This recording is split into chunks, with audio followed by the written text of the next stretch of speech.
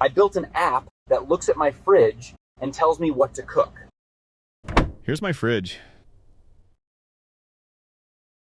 I take a photo, drop it in Glowbom Desktop and say, build a recipe app from this photo. What can I cook? Count calories too.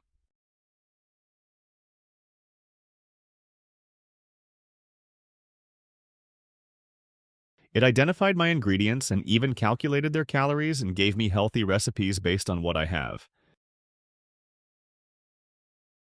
Fresh garden salad, only 185 calories.